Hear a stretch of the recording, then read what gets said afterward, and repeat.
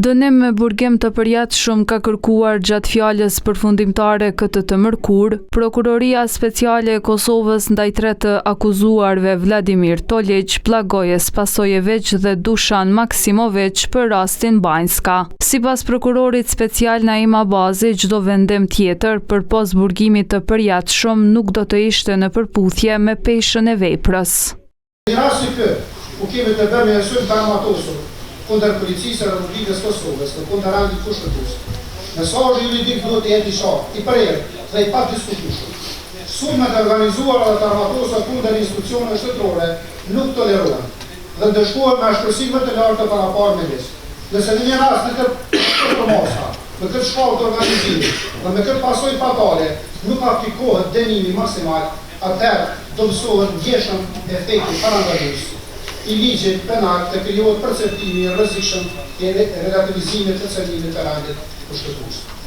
Burgim të përjetshëm kërkoi edhe avokati i familjes së heroit Afrim Bunjaku, Arjanit Koci. Dënim me burgim përjetshëm, nuk ka tjetër, gjykatën e nderuar.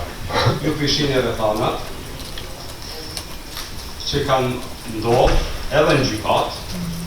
Afrim Bunjaku, unë si përfaqësues i familjes tij, po vazhdon me u vra familja tij me faktin që nuk është fare askush nuk është pendu, madje as nuk është distancuar prej krimit.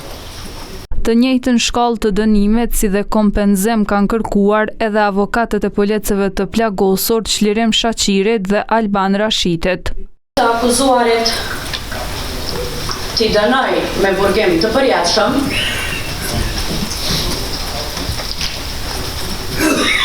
si dhe t'i detyroj që të dëmtuarin Çlirim Shaqirin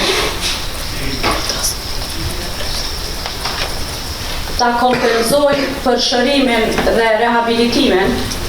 Në këtë rast kërkojmë nga gjykata që të njëjtit e shkallë trajtohen të dënojmë me burgim të përjetshëm dhe në këtë rast të detyroj këta të akuzuar secilin veç në mënyrë solidare që Alban Rashitin ta kompenzojnë në shumën prej 1.5 milion euro për shërimin dhe rehabilitimin e plagëve të fituara nga veprimet e tyre kriminale. Gjykimi në rastin Banjska po shkon drejt fundit. Më 20 prill fjalën përfundimtare do ta jap edhe mbrojtja e tre të akuzuarve. Në shtator të vitit 2024, një vit pas sulmit special ja ngriti aktakuzë për ngjarjet në Banjsk. Aktakuza veç tjerash i ngarkon të akuzuarit në rastin Banjska me vepra terroriste dhe vepra kundër rendit kushtetues dhe sigurisë së Kosovës.